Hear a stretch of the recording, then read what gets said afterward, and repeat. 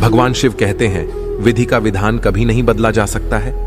मित्रों, एक बार देवर्षि नारद भगवान शिव के पास कैलाश में आते हैं और कहते हैं, हे प्रभु, आप ही आदि और अनंत हैं।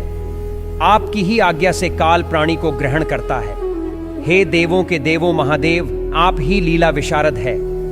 हे प्रभु, मैं जानना चाहता हूं कि क्या विधि के विधान अर्थात भाग्य का लिखा बदला जा सकता है। मित्रों, तब मंद मुस्कान के साथ भगवान शिव कहते हैं, हे देवर्षि नारद, आपने अत्यंत उपयुक्त प्रश्न किया है जिसमें सारे संसार का कल्याण छिपा है। हे नारद, आपके इस प्रश्न के उत्तर से पूर्व मैं आपको एक कथा सुनाना चाहता हूं। तब देवर्षि नारद कहते हैं, हे प्रभु, अवश्य मैं कथा को पूरा ध्यान से सुनूंगा। कृपा करें और आप इस कथा को कहें। मित्रों, तब भगवान शिव कहते हैं, हे नारद, तो ध्यान से सुनो। महाभारत महाकाव्य के लेखक महर्षि वेद व्यास को तो आप जानते ही होंगे। मैं आपको उन्हीं के जीवन का एक अनुभव सुनाता हूं। महर्षि वेद व्यास, जिनका नाम कृष्ण द्विपायन है, उन्होंने ही बाल गणेश के हाथों से इस महाकाव्य की रचना की है और वह एक चिरंजीवी तथा स्वयं भगवान श्री हरि के अवतार माने जाते हैं। हे नारद, एक समय की बात है, पांडवों के पश्चात उनके वंशज राजा जन्मेजय भारतवर्ष के राजा बन गए थे। वह अर्जुन पौत्र परीक्षित के पुत्र थे।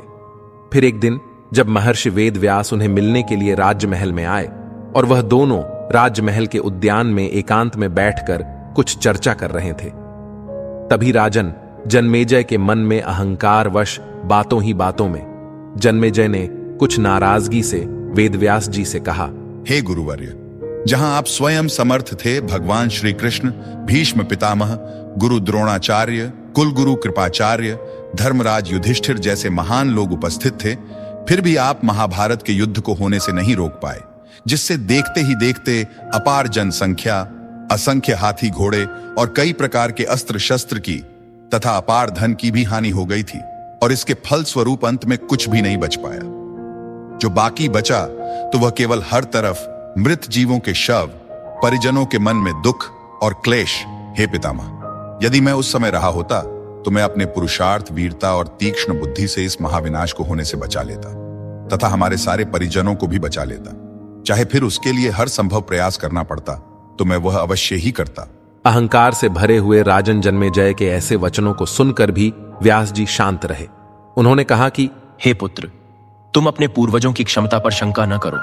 यह सब तो विधि द्वारा निश्चित था, जो कभी नहीं बदला जा सकता था। यदि ऐसा हो सकता तो केवल श्री कृष्ण में ही इतनी सामर्थ्यता थी कि वे युद्ध को रोक सकते थे या फिर एक क्षण में समाप्त कर सकते थे। लेकिन राजा जन्मेजय अपनी बात पर अड़े रहे और बोले, हे पितामह, मैं इस सिद्धांत को नहीं मानता, क्योंकि योग्य प्रयास करने से होनी से बचा जा सकता है। आप तो भविष्य वक्ता है, तो मेरे जीवन की होने वाली किसी होनी को बताइए, मैं उसे रोककर प्रमाणित कर दूंगा कि विधि का विधान निश्चित नहीं होता। मित्रों, भगवान शिव कहते हैं, हे देवर्षि नारद। तब मंद मुस्कान के साथ व्यास जी ने कहा कि हे पुत्र, स्वयं ईश्वर भी विधि के विधान को नहीं बदल सकते हैं, तो मनुष्य की हैसियत ही क्या है। लेकिन जन्मेजय के अहंकार से भरे हाव भावों को देखकर आगे व्यास जी कहते हैं, हे वत्स, यदि तुम यही चाहते हो तो ध्यान से सुनो।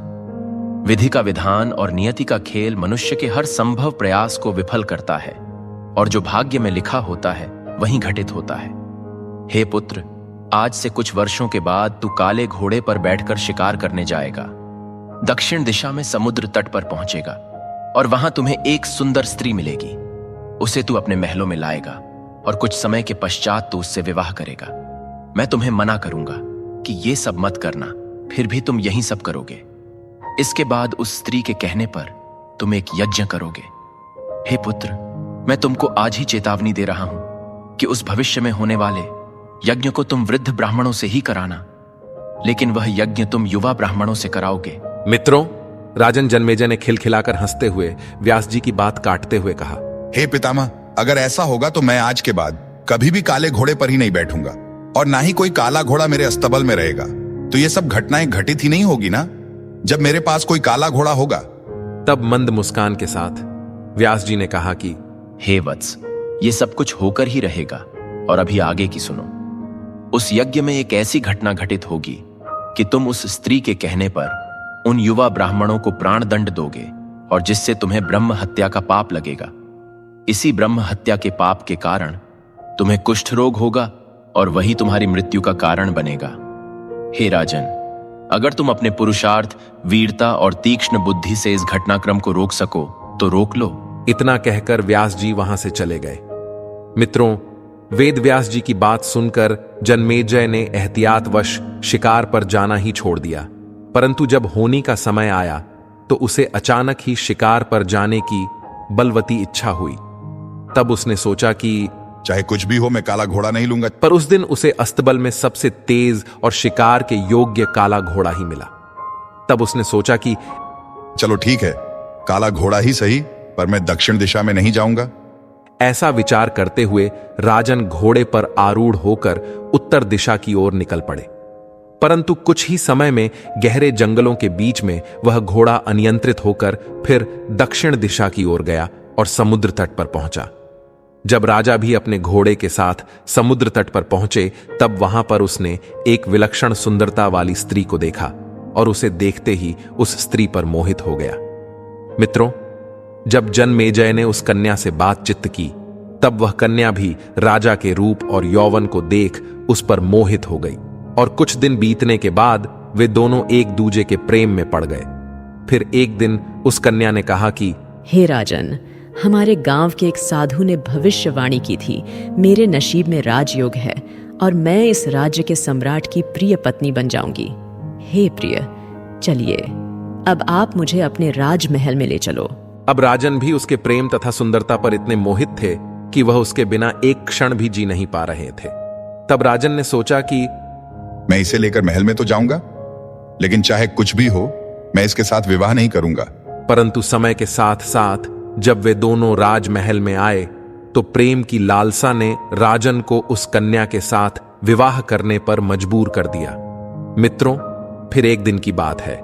रानी ने राजा से कहा, महाराज, मैंने हमारे दैवत से यह मन्नत मांगी थी कि जब मैं रानी बनूंगी तब एक विशाल यज्ञ का आयोजन अपने पति के हाथों से करूंगी और स्वयं पति के साथ बैठकर यज्ञ में आहुति दूंगी। राजन रानी के इस प्रेम वचनों को मना नहीं कर पाए और उन्होंने यज्ञ के आयोजन का समाचार अपने मंत्रियों को दे दिया। अब रानी के कहने से जन्मेजय द्वारा यज्ञ भी किया गया और संजोगवश उस यज्ञ में युवा ब्राह्मण ही रखे गए, किंतु विधि के विधान अनुसार किसी बात पर ये युवा ब्राह्मण रानी पर हंसने लगे। तभी रानी स्वयं को अपमानित देखकर उन ब्राह्मणों पर क्रोधित हो गई और रानी के कहने पर राजा जन्मेजय ने उन्हें प्राण दंड की सजा दे दी। अब कुछ ही समय के बाद इस ब्रह्म हत्या के फलस्वरूप राजन को कोढ़ का रोग हो गया। मित्रों, अब जन्मेजय बहुत घबरा गया और वह तुरंत व्यास जी के पास पहुंचा और उनसे जीवन बचाने के लिए प्रार्थना करने लगा। तब वेद व्यास जी ने अपने प्रिय की ऐसी गंभीर हालत पर तरस खाते हुए कहा कि हे पुत्र, एक अंतिम अवसर तेरे प्राण बचाने का और देता हूं। मैं तुझे संपूर्ण महाभारत में हुई घटनाओं का श्रवण कराऊंगा, जिसे तुझे पूरी श्रद्धा एवं विश्वास के साथ ध्यान से सुनना होगा। इससे तेरा कोढ़ मिटता जाएगा।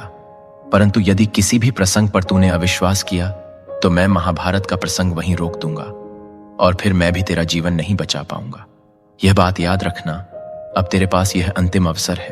अब तक जन्मेजय को व्यास जी की बातों पर पूरा विश्वास हो चुका था, इसलिए वह पूरी श्रद्धा और विश्वास से कथा श्रवण करने लगा।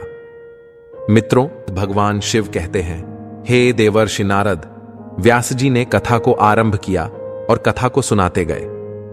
जब महाबली भीम के बल के एक एक कर अनोखे प्रसंग सुनाते गए, तभी व्यास जी ने कहा, हे पुत्र, भीमसेन इतने बलशाली थे कि एक बार उन्होंने कई हाथियों को सूंडों से पकड़कर उन्हें अंतरिक्ष में उछाला और तब से वे हाथी आज भी अंतरिक्ष में घूम रहे हैं। यह प्रसंग सुनकर जन्मेजय अपने आप को रोक नहीं पाया। खिलखिलाकर हंसते हुए बोल उठा कि यह कैसे संभव हो सकता है? मैं यह बात नहीं मानता हूं। किसी भी मनुष्य के लिए यह संभव ही नहीं हो सकता। तब व्यास जी ने महाभारत का प्रसंग रोक दिया और कहा, पुत्र, मैंने तुझे कितना समझाया कि अविश्वास मत करना, परंतु तुम अपने स्वभाव को नियंत्रित नहीं कर पाए, क्योंकि यह भी होनी द्वारा निश्चित था। इसीलिए तुम इस नाटक के एक पात्र हो। फिर व्यास जी ने अपनी मंत्र शक्ति से आवाहन किया तो वे हाथी पृथ्वी की आकर्षण शक्ति में आकर नीचे गिरने लगे। तब व्यास जी ने कहा, हे वत्स, ये देखो, मेरी बातों का प्रमाण जो आसमान से नीचे उतर रहे हाथी है।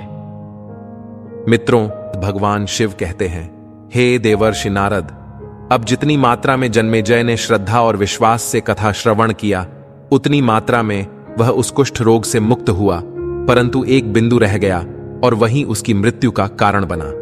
मित्रों, भगवान शिव कहते हैं, हे नारद, इस प्रकार से मनुष्य चाहे कितने ही प्रयास कर ले, लेकिन वह विधि के विधान को नहीं बदल सकता है।